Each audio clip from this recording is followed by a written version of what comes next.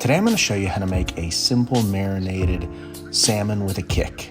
So for the marinade, we start off with half a cup of brown sugar, half a cup of Worcestershire sauce, half a cup of liquid aminos or soy sauce.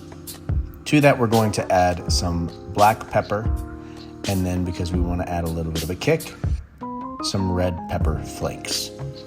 Now, because I do like it spicy, I'm going to add some Mike's Hot Honey as well.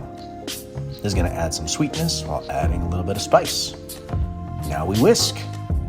Get this as fully incorporated as possible, and then we're going to set it off to the side.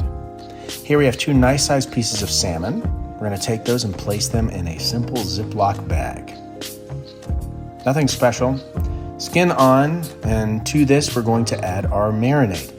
Make sure that you are completely covering the salmon and get as much of that air out as possible before you stick it in the fridge. Let it marinate for at least 4 hours. Take it out and place it on a lined baking sheet. I'm going to add a little bit more of the marinade to the top. Looks delicious.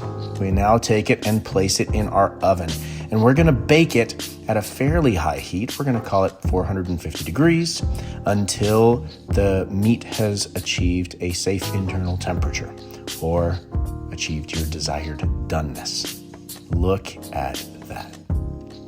It's really simple, absolutely delicious. This is one of our family's favorites. You can add a little bit more brown sugar to the top if you want, but in my opinion, this is one of the best ways to make salmon.